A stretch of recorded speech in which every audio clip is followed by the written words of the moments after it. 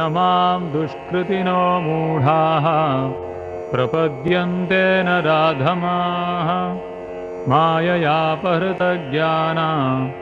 आसुरं भावमाश्रिताः। कहते हैं कि माया के द्वारा जिनका ज्ञान हरा जा चुका है, ऐसे आसुर स्वभाव को धारण किए हुए मनुष्यों में नीच दूषित कर्म करने वाले मूढ़ लोग मुझको नहीं भजते हैं। भगवान कृष्ण यहाँ कह रहे हैं, समझो कि मूढ़ लोग जिनका ज्ञान हरा जा चुका है, मूढ़ लोग हमको नहीं भजते हैं।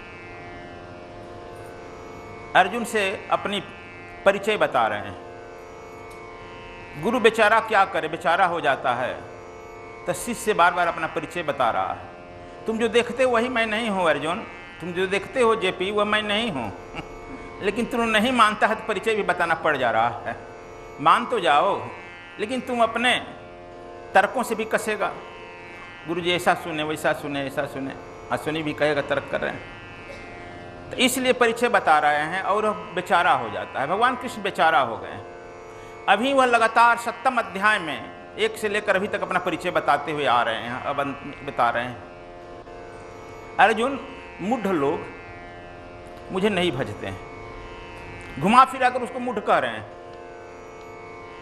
डायरेक्ट कहते हैं तो क्षत्रिय न है, गांडी उठान देता हूं। इसलिए डायरेक्ट कहने की हिम्मत तुम लोगों को भी नहीं है। इसलिए भगवान कृष्ण कह रहे हैं कि मूढ़ लोग मुझे नहीं भजते हैं, ज्ञानी लोग कहते हैं। मूढ़ का अर्थ क्या हुआ? जिसका ज्ञान हरण हो चुका है, सब कुछ उल्टा ही दिखाई पड़े। जाको हर दिन दुख देना चाहे, ताके मति आगे हर लेना। रामायण तुलसीदास कहते हैं कि जिसका मति दुख देना चाहते हैं परमात्मा, उसका मति हरण कर लेते हैं। जिसका मति हरण कर लिया गया है वह मूढ़ है। मूढ़ का उल्टा होता है मेधावान, ज्ञानवान, मूढ़ का उल्टा। इसलिए कहते हैं मूढ़ लोग हमें नहीं भजते हैं।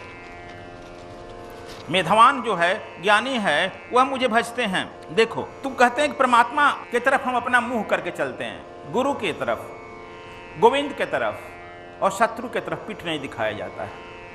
तुम लोग यहां से जाते हो तो पीछे से जाते हो, हरदम रखा जाता है मुंह। क्यों रखा जाता है? यदि गुरु से कभी किसी क्षण यदि हम निर्विचार हो गए, हालांकि विचार होते नहीं। कल मैं बता रहा था, गुरु के नजदीक बैठने का केवल एक ही अर्थ है, बैठे रहो। कभी तुम नीचे निर्विचार गुरु देख लेगा, उसी समय अपने ज्ञान को ट्रांसफर कर देगा। वह तो केवल इस ताक में रहता है कि तुम कब निर्विचार होगा। लेकिन तुम्हारे विचार इतने दौड़ते रहते हैं कि मन जब चुप रहता है तब नहीं होते, फिर गुरु जी से फिर लड़ने भी लगते हैं। गुरु जी यह बात वह बात वह बात, हमारी आप तर्क मानिए, हमारी बात मानिए, नहीं मानिए तो हम लोग ठीक कर देंगे। तब गुरु बेचारा हो जाता है ना। इसलिए भगवान कृष्ण कह रहे हैं, गौरी गोविंद की तरफ पीठ मत करो। परमात्मा का भजन जो नहीं करता है, आखिर वह करता क्या है? वह मूढ़ व्यक्ति जिस डाली पर बैठता है उसी डाली को काटता है। बुर्बक नंबर 8, हम लोग पहले कहते थे 8, जिस डाली पर बैठे उसी को काटते हैं, 8 काट। तब एक बार विद्योत्तमा का नाम सुना होगा। विद्योत्तमा से शादी करने के लिए हुआ कि जो इसको हरा देगा उसे शादी करेगी। देश भर के विद्वान लोग गए, विद्योत्तमा सबको हरा दी। सब विद्वान लोग मिले, आकि विद्वानों को तो हरा दिए, मूढ़ हम लोग खोजें, मूढ़ ऐसे से शादी इसको करा दें। जो बहुत बनता है उसको मूढ़ से करा दिया जाता है। सब विद्वान जब घूमने लगे जंगल में, देखे एक मूढ़ मिल गया जो उस डाली पर बैठा था, उसी पर काट रहा था। सब लोगों ने हंसा कि देखो ना, डाली कटा, सोच रहा है कि कट रहा है, लेकिन यह नहीं देख रहा कि डाली गिरेगी तो ये खुद भी गिर जाएगा और मरण तक प्राप्त। किसी तरह से पंडितों ने उन्हें उतार कर कहा कि तुम्हारा शादी हुआ है? तो कहा कि नहीं। करेगा? तो हाँ करेंगे। कैसी लड़की चाहिए? विद्वान। किस घर की? बड़े घर की। और कैसी चाहिए? मैंने मूर्ख भी बहुत अच्छी चाहिए, सुंदर चाहिए। कहा अच्छा ले चलो। लोग विद्युत्मा का फोटो दिखाए, किसे करेगा? तो हाँ कर लेंगे। विद्युत्मा के सामने कहा कि ले गया, देखो तुम कुछ बोलना मत, मूढ़ यदि बोला तो पोल खुल जाएगा। इसीलिए संस्कृत में कहा गया है मौनम मूर्खस लक्षणम। इसीलिए हम लोग किसी मुठ को मौन पकड़ा देते हैं, मौन रह जाएगा तो बहुत बड़ा सिद्ध बाबा हो जाएगा। यह हम नहीं कह रहे हैं, संस्कृत में कहा है मौन मूर्ख। उसको भी कहा कि मौन धारण कर लो, आगे हम लोग कर लेंगे। वह ले गया। उन लोग कहा कि देखो ये बहुत विद्वान और सिद्ध दोनों हैं, इनसे प्रश्न इशारे में करो, यह उसका जवाब देंगे। विद्युत्तमात विद्वान थी, एक अंगुली उठाई। एक अंगुली की मतलब समझ रहा, एक को ब्रह्म द्वितीयो नास्ति, एक ही ब्रह्म है। यह कहा, ये समझ के आएगा कि आप फोड़ना चाहती हो तो हम दोनों फोड़ देंगे तुम्हारा। दो कह दिया तरी, समझ गया तुम एक आंख फोड़ेगी हमारी, दोनों फोड़ देंगे तुम्हारा। इशारा किया। अब पंडित लोग भीड़ गए, आके यह कह रहे हैं कि ब्रह्म भी नहीं है, आप अकेले ब्रह्म कर रही हैं। ये हमारे जो हैं विद्वान धीराज पंडित महाराजा धीराज, यह कह रहे हैं कि ब्रह्म और प्रकृति दोनों है, अकेले सृष्टि नहीं हो सकती है, ब्रह्म बिना प्रकृति का सृष्टि नहीं कर सकता है, इसलिए द्वैतवाद है, दोनों द्वैतवाद के पर सृष्टि नहीं चलेगी। वो 3 अंगुली उठाई, ये चारों कर दिया। तो कहा कि आपने विशिष्टा द्वैत का बात किया है, ये कहते हैं द्वैताद्वैत की बात कह रहे हैं। द्वैताद्वैत से काम होता है। अब सारे विद्वान मिलकर जितना वह कुछ दिखाई तो गर्दन दबा देंगे दोनों हाथ से।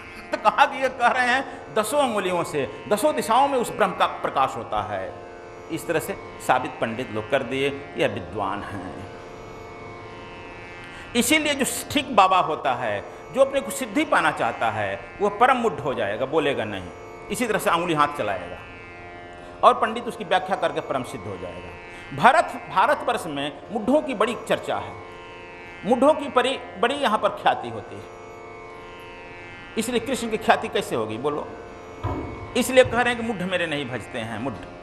तो अब जो है विद्युत्तमा की काली, उसे शादी हो गई, मुड्ढ से शादी हो गई। यह कह रहे हैं कि भगवान, मुड्ढ व्यक्ति जो कर्म करता है वह जितना कर्म करेगा वह उतना ही फंसाने वाला कर्म करेगा। वह मुड्ढ व्यक्ति देखा, जितना कर्म किया फंसने गया। मुड्ढ व्यक्ति जितना कर्म करेगा फंसाने वाला करेगा। जो मुक्त आदमी होगा, विमुक्त आदमी होगा, वह जितना ही काम करेगा अर्जुन, वह तुमको बंधन से मुक्त करेगा। लेकिन तुम उसको नहीं समझ रहा है। कह रहे हैं कि हम जैसे जैसे नए नए काम रोज करते जाते हैं, वैसे वैसे हम कर्मों के जाल में फंसते जाते हैं। तू सोच रहा है कि यह काम करेंगे तो ठीक हो जाएगा, यह काम करेंगे तो ठीक हो जाएगा। ठीक होने का कोई उपाय नहीं है, वह हम फंसते जाते हैं।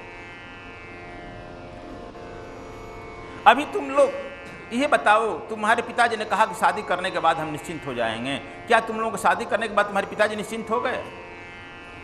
तुम लोग भी कहा कि हमारा लड़का हो जाएगा तो निश्चिंत हो जाएंगे। तुम्हारी लड़का के बाद तुम निश्चिंत हो गया? जितना फंसेगा उतनी दुख बढ़ेगी, उतनी दुविधा बढ़ेगी। यह मुड्ढ का काम है, बढ़ते चलता है, बढ़ाते चलता है, बढ़ाते चलता है। भगवान कृष्ण कह रहे हैं कि इस मुंडों को लाख समझाओ, वो कोई मानने वाला नहीं। मुड्ढ बात मानता है कहीं? मानने वाला नहीं। अर्जुन कहाँ मान रहा? 7वां अध्याय में मानेगा तो अध्याय बंद हो जाता, 18 अध्याय जाएगी। मान जाता तो बंद हो जाती ना गीता, लेकिन मान नहीं रहा है। तुम लोग भी मान जाता तो मेरी भी प्रवचन बंद हो जाती ना। लेकिन कह रहे कि नहीं मानेंगे। देखो, लेकिन जो चतुर आदमी होता है कहीं ना कहीं अपनी मूढ़ता को पहचान लेता है। जागवल का नाम सुना है? जागवल की जो है मिथिला में उनकी आश्रम था, एक दूसरा आश्रम हस्तिनापुर में। जब राजा को उसी से बनाए, यज्ञ कराए, तब यहाँ हस्तिनापुर में जन्मेजय का यज्ञ कराए थे। और जन्मेजय का जब यज्ञ कराए तो वैशंपायन ने जन्मेजय को बहुत तंग किया। तो वैशंपायन के वह पुरोहित थे ना, वैशंपायन जन्मेजय के पुरोहित थे। लेकिन वह याज्ञवल्क्य की जब तुति चली तो याज्ञवल्क्य को बुलाए वैशंपायन ने जन्मेजय को पदच्युत कर दिया था, राजा से पदच्युत कर दिया था। एक दूसरी बात है। इसीलिए पुरोहित तुम संतोष को रख लिया तो रख लिया, हटाएगा तो किसी क्षण तुमको पदच्युत कर देगा। देखो, लेकिन याज्ञवल्क्य उसी के चलते आके हस्तिनापुर के सतालिकर में आश्रम बनाया।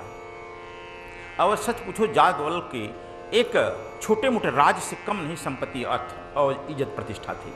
अपने समय के सारे विद्वानों को उन्होंने मंथन कर दिया, सारे विद्वानों को डाउन कर दिया। कैसे? जबकि राजा जनक ने यज्ञ किया कि जो सबसे बड़ा विद्वान होगा उसको सोने चांदी से जड़ित 1000 गायें दे गए। याज्ञवल्क्य उस समय यंग थे, अपने शिष्यों के साथ गए और कहे कि शस्त्रार्थ बाद में हो जाएगा, गायें ले जाओ। गाय चली गई याज्ञवल्क्य के आश्रम में, पीछे बैठा है एक याज्ञवल्क्य तब चली गई।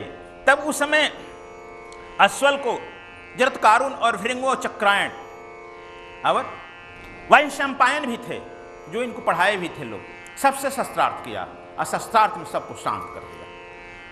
निरुत्तर हो गए लोग। देखो विद्वान निरुत्तर हो जाता है, मूढ़ नहीं निरुत्तर होता। मूढ़ निरुत्तर नहीं हो सकता, देखता नहीं मूढ़, जैसे वो एक आंख उठा रही है दोनों उठा रहा है, वो 2 उठा रही है 4 उठा रहा है, वो हारेगा? मूढ़ हार सकता है तुमसे? मूढ़ नहीं हार सकता है। विद्वान चुप लगा गए, लोग हार गए। तो याज्ञवल्क्य की स्थिति यह थी। लेकिन याज्ञवल्क्य की स्थिति एक दिन गड़बड़ाई। उनका गुरु कहा, वैशंपायन देखो हम तुम्हारे गुरु भी हैं, तुमसे हार कर मैं दुखी नहीं हूं, तुमसे हार कर मैं आज खुश भी हुआ हूं। जिस यज्ञ को मैं नहीं पूरा कर सका उस यज्ञ को तू पूरा कर दिया। यह दूसरी बात है कि जनक और हस्तिनापुर दोनों राज्य को तूने ले लिया मुझसे, इसका दुख तो है। लेकिन एक बात मैं तुमसे कहूं, हाँ, यह सब जो हम लोग कर रहे हैं, अर्थ धन पैसा विद्वता, यह 2 टके का नहीं है, मूढ़ता का काम है। जब तक से तू आत्मज्ञान नहीं प्राप्त कर लेता है याज्ञवल्क्य, सब 2 कौड़ी का है।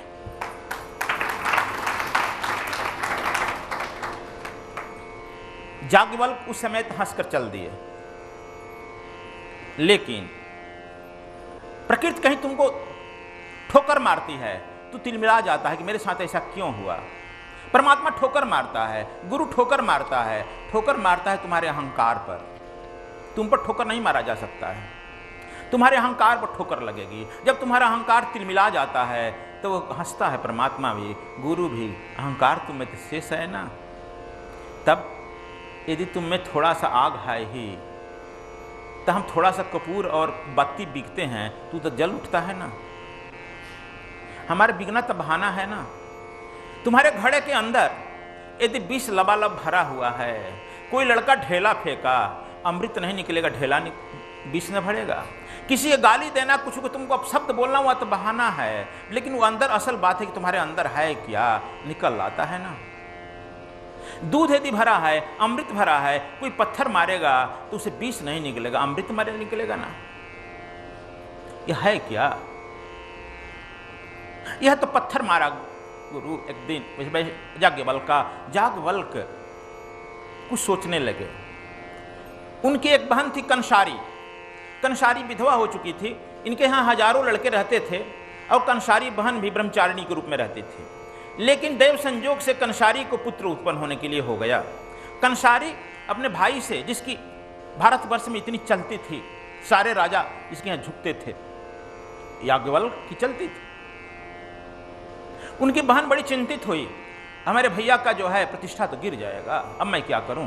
अपने भाई से यह बहाना की कि मैं जा रही हूं कंसारी तीर्थ यात्रा पर। उनके भाई जी ने उनको यथोचित सम्मान के साथ रुपया पैसा दे करके भेजा। कहा कि बहन कुछ तुमको सेविका भेज दूं। कहा कि सेविका की कोई जरूरत नहीं है भैया, मैं फलाना फलाना जा रहा हूं, मैं अकेले जा रहा चाहती हूं। याज्ञवल्क्य छोड़ दिया, जाओ। लेकिन वह अकेले इसलिए जाग गई कि किसी घोर जंगल में चली गई, कहीं कोई भी जान जाएगा। बड़े आदमी की बात पूरे सृष्टि में फैल जाती है ना, छोटे लोगों की बात कौन जाएगा, झुंगी झोपड़ी की बात। बड़े लोगों की खांसी भी पेपर में आ जाती है ना। कहीं कि भैया के साथ यह घटना घट जाएगी तो मैं कहीं की नहीं रहूंगी। मैं यदि भैया भाई की अपनी इज्जत नहीं बढ़ा सकती हूं तो घटाने की मेरी क्या औकात होनी चाहिए। इसलिए वह घोर जंगल में चली गई और अपने लड़के का प्रसव की। लड़का हुआ, वह पीपल के पेड़ के नीचे उस लड़के को पीपल के पत्ते में लपेट कर कह दी, हे परमात्मा यदि कहीं तू हो रक्षा करना। पीपल को वासुदेव कहते हैं, तू इसे रक्षा करना। मैं इस विपरीत परिस्थिति में इसकी रक्षा करने में असमर्थ हूं, मैं चली।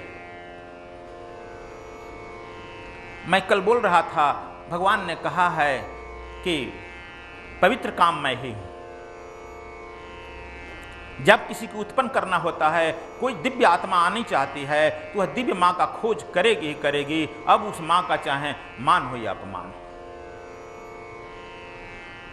कल मैं बता चुका हूं कि इसी परिस्थिति में ईसा भी आया है उस पवित्र माह से, और इसी परिस्थिति में वेद व्यास का भी आगमन हुआ था, और यह एक तीसरा लड़का का भी आगमन हुआ है। वह लड़के को पशु पक्षियों ने पाला और पोषा। वह लड़का पिपलाद कहलाया, पिपलाद ऋषि। पिपलाद को यदि तुमको ठीक ठीक सत्य के ज्ञान चाहिए तो तुमको गुरु खोज लेगा। नारद खोज लिया और खोज करके उसको ज्ञान दिया। पिपलाद की जो को तपस्या की चमत्कार बढ़ी कि उनके सारे देवताएं अधीनस्थ होने लगे। लेकिन कौन सभा जहां नारद ना है, नारद जी भी झगड़ा लगा देते हैं थोड़ा बहुत। नारद जी कहे, बेटा तुम अपने गुरु का नाम जान, अपने माँ का पिता का नाम जानते हो कि नहीं? जान बता दूं मैं? कहा बता देते तो बड़ा अच्छा होता। क्या करेगा माँ को? माँ को मैं प्रणाम करता, किस परिस्थिति में मुझे इस जंगल में फेंक दी। कहा कि हाँ, तो यही परिस्थिति मैं बताना चाहता हूं। तुम्हारे याज्ञवल्क्य का नाम सुने हो? कहा कि याज्ञवल्क्य का सृष्टि में नाम कौन नहीं जानता है? याज्ञवल्क्य के सगे भगिने हो तुम। घबरा गया, क्या कह रहे हैं? मेरे कान सुनने में असमर्थ है। कहा कि कान सुनने में असमर्थ है, नारद सुनाने में समर्थ है। तुम्हारे कान को सुनना होगा। तुम याज्ञवल्क्य के सगे भगिने हो। याज्ञवल्क्य की एक ही बहन है कंसारी, उसे तुम्हारा जन्म है। कहा कि याज्ञवल्क्य इतने बड़े ऋषि, अगर वेद के श्वेताश्वर शाखा को उन्होंने लिखा है, श्वेताश्वर शाखा याज्ञवल्क्य की लिखा है, और उन्होंने मेरे साथ अत्याचार क्यों किया? हजारों लड़के पढ़ सकते थे, मैं उनके स्कूल में भी पढ़ सकता था, कम से कम खाने पीने रहने की तो मुझे मिल जाता। कहा कि इसलिए तुम्हारी प्रतिष्ठा गिरती, याज्ञवल्क्य की प्रतिष्ठा गिरती। अपनी प्रतिष्ठा बचाने के लिए याज्ञवल्क्य ने तुम्हें फेंकवा दिया। अब तुमको बदला लेने में समर्थ हो तो ले सकते हो। कह के नारद नारायण नारायण कहते चल दिए। दो ब्राह्मण विद्वान हो, चुप बैठ जा, कहीं देखा है?